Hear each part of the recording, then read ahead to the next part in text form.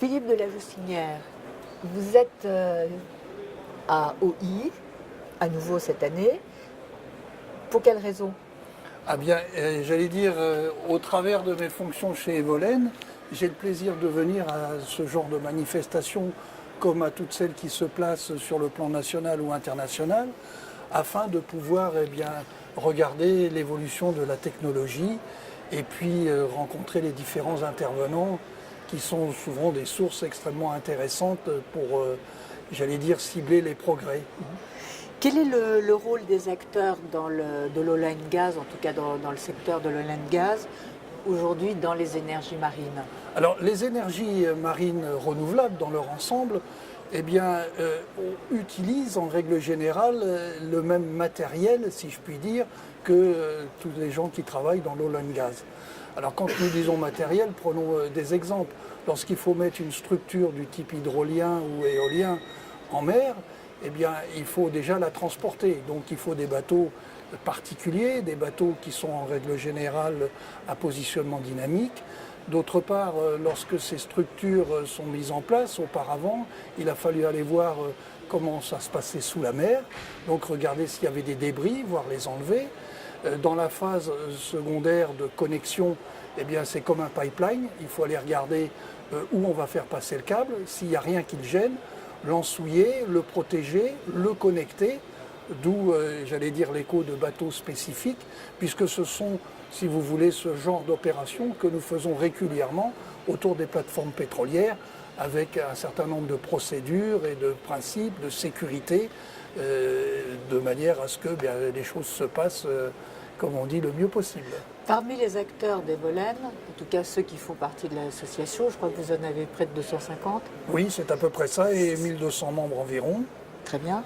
Est-ce qu'il y en a qui sont plus particulièrement spécialisés sur la recherche des débris qui sont en mer, qui sont sous les fonds, sur les bombes qui auraient pu ne pas exploser, sur des épaves, et qui sont justement sur le tracé ou qui pourraient être à un emplacement où va se poser une hydrolienne ou peut se poser une éolienne offshore posée?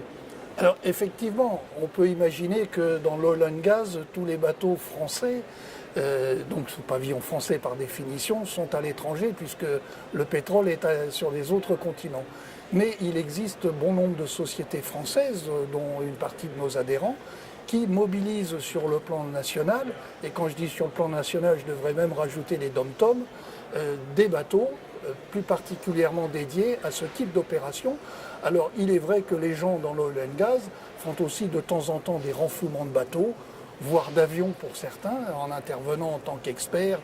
Et par ailleurs, effectivement, ils sont là pour faire face à ces nouveaux marchés, d'autant plus intéressant que le monde du pétrole, ayant un peu perdu de sa splendeur par le prix du baril, leur permettent de retrouver des péréquations et des équilibres dans ces nouveaux domaines.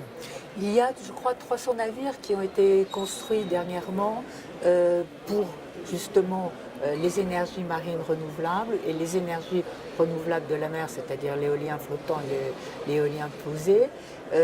Cela représente à peu près quelle proportion de la flotte mondiale? Vaste question auquel je ne saurais pas répondre, mais effectivement, les 250 à 300 navires qui ont vu le jour sont des bateaux un petit peu up-to-date et upgradés sur ce que nous pouvons appeler les anciens outils ou les outils actuels du monde du pétrole et du gaz. Et on a essayé de penser à des outils multifonctionnels, d'où la naissance de certains bateaux dans la lignée des multicat.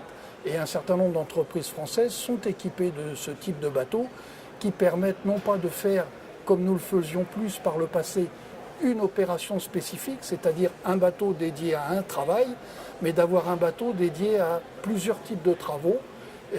C'est plus rentable, c'est donc plus économique, et ma foi, ces bateaux sont plus récents et répondent donc aux dernières normes de sécurité.